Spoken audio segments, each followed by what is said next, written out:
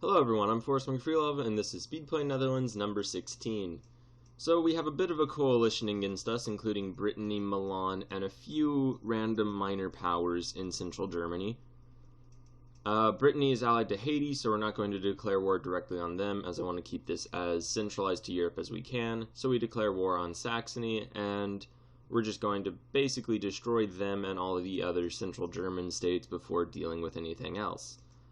One major issue could very well be that Milan is fairly powerful, and as I've been complaining about for quite some time now, our armies are just, and as that battle just showed, our armies are not at all on par with theirs. And there are quite a few things that we can do to deal with that issue. First of all, I just attempt to attack with more. That doesn't work. I don't have as many mercenaries available as I would very much like to have, which is a terrible issue. Instead of directly fighting that army, we're just going to go over to Brittany and just siege them out as quickly as we can. We'll just do that in order to get our war score up at least a small amount. Now, admittedly, we may have been a little bit rash going into that war. However, since they were in a coalition and our truces will end with a lot of other powers, realistically, it was probably good that we declared that war now rather than later. And we will be able to pull in the French in a couple years, so all we really have to do is avoid a disaster for that amount of time. It'll be not that long, we just have to essentially retake our lands and avoid a battle like the ones we fought earlier. Now I say that and immediately we get into a battle much the same as the ones we fought earlier. However, we actually win that one, which is amazing news. So we aren't completely hopeless, we just can't go in with anything resembling equal numbers. Now, that being said, we do end up getting another battle started. We win that one. However, the follow-up is just not going to be one. We are able to call in the French, who do come and support us, and we win that battle with French support. So with that all said and done, we're not in that bad of a position. With the French on our side, we're essentially just going to wait for them to dominate all of our enemies and win us the war. It's pretty straightforward. We do, however, get into a very large battle that the French don't support us in. Luckily, since we own the United Kingdom, we can just build reinforcing armies there and ship them over to the contested lands. And hopefully we'll be able to pick off small armies. That was a rebellion, and we were able to escape before any enemy reinforcements could come and attack us while we were dealing with that. Meanwhile, our first 20 stack, which is 8 infantry, 2 cavalry, and 10 artillery, heads over from Great Britain. This being done with the advice of a very nice commenter who hopefully will lead us out of this terrible situation with our army. Now, with the French on our side, you notice there are very few enemy armies even visible, and we're able to just unsiege our provinces. We're also going to begin trying to colonize the interior of North America so the Spanish don't get there first. And the war is now definitively on the winning side. Or we are now on the winning half of this war. It was a bit touch and go, but with the French on our side, there was really nothing to worry about.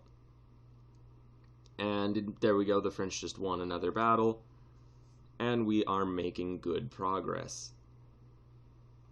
So with our new army compositions, and you'll notice perhaps that the new armies are entirely our own units, no mercenaries whatsoever. As much as I love mercenaries, they really aren't getting the job done. We don't really have enough manpower. However, we are really leaning on the top end of our military tech. We do just go ahead and lose that battle, but the French come and win the follow-up. But as I was saying, we have a lot of military points. We are caught up technologically. We can't get a new idea group for the time being. Eventually we will want to get a military idea group. But for now, that means that we can, whenever we get to our full capacity for military points, just invest in our development for our provinces, which should, hopefully, make it so that we can support more troops and get our manpower back quicker. We lose that battle, and realistically we're just draining our manpower reserves at this point. However, the French are doing alright. they're not really losing anywhere. You'll notice how at this point I'm just pulling my armies back anytime the enemy gets even remotely close to them. That is not on accident. That is the new plan, is we're just going to avoid conflict, let the French deal with it if they want to. Otherwise, we're going to stay a healthy distance away from the enemy armies, as realistically, I just don't want to lose the men or the material or anything like that. When we had fully mercenary armies, it was alright to just take terrible attrition-filled losses and fight kind of brutal battles, because ultimately they were mercenaries and they would just come back. When it's our own manpower, we have to be a bit more careful with it. Now, we are winning the war pretty well, and we can maybe even make a peace deal at this point. We go ahead and avoid that army. Realistically, though, we're going to want a bit more than we'd be able to take right now. Admittedly, Brittany is a bit of a colonial empire, although I don't believe they have any colonial nations at the moment. I attempt to get the French to join us in a battle against the Milanese, but they just evacuate, and we have our forces really close to Milan. They attack us, which isn't that surprising, and we actually do fairly well in that battle. We do lose it, but we do fairly well in it. And we see what we can get from their colonial empires, and it's actually a pretty decent amount. So we go ahead and take 2 provinces in Europe, as well as basically kick Brittany out of North America. With that said and done, we can move our forces back to rest and recuperate. And right now I'm going to try to find a way to get into a war with Bohemia without calling in any other significant without calling in any other significant countries. Now it looks as though we will be able to do that through just one German minor, Bar, or I guess that may be a French minor.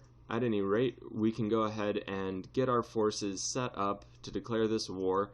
We do have a bit of a problem with our colonial nations wanting their independence. Only 3 of them have high liberty desire right now. Hopefully we'll be able to keep them suppressed.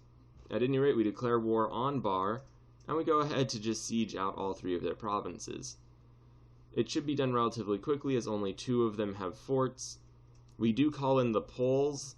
However, there's a very large Bohemian army, too close for comfort, and we attempt to avoid them and move our forces around. I make sure that we can get our army out. However, I accidentally attack with another army. That was a bit less than terribly well set up, and we go ahead and just siege the northern portion of Bohemia. Scandinavia is in this war on our side, as well as Poland, so we can just move up to the north, where we'll hopefully have more support by our allies, and from there just siege out Bohemia. It isn't the most ideal thing, and our allied armies are losing. However, they are doing a pretty decent amount of damage to the Bohemians. Realistically, this will just be a war of attrition for our allies, as we kind of just stay out of the major combat zones. We do retreat with our right flank and just maintain the siege in the left. With that done, we begin to move forward, and we're going to try to take out Württemberg entirely, or at the very least fully occupy them, so we can make a quick peace deal, and essentially just weaken this this enemy alliance block as quickly as we can. So we do go ahead, and we can take 2 provinces, as well as make them annul a couple treaties. We have very high amounts of admin power, which is completely off for us. We're very backwards technologically. However, we're probably going to spend all of our admin power on coring just during the course of this war. So we're going to just keep it without advancing technologically.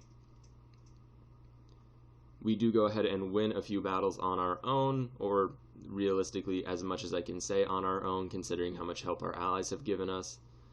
And the war is essentially won at this point. There's a couple of enemy sieges we're going to have to deal with eventually, but for right now it's pretty good.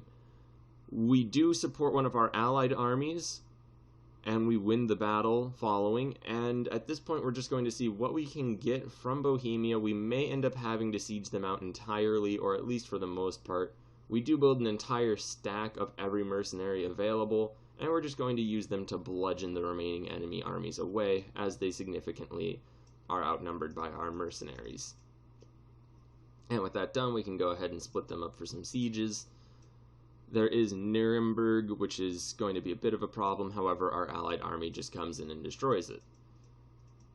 So we're probably going to vassalize Nuremberg, as I don't imagine we'll have enough admin points to core everything, and that will be the biggest delaying factor. Now, something very interesting has happened, a very interesting shift in how the German countries have seen us, is that a lot of them have peace with us but aren't joining the coalitions. A couple even leave the coalitions, which is very, very shocking and something completely new to this version of the game, which is, quite frankly, amazing. It means we might not be caught in a series of ever-increasing wars.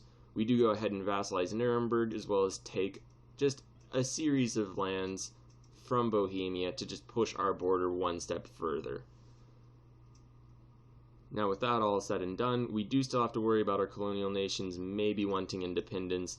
We go ahead and build a large group of forts, basically upgrading all the forts we already have, and starting a few completely new ones, just so we can avoid the issue that we faced at the beginning of this episode with enemy armies just shoveling through, attacking all throughout our country. So if we increase these fort levels, it should prevent that to some extent.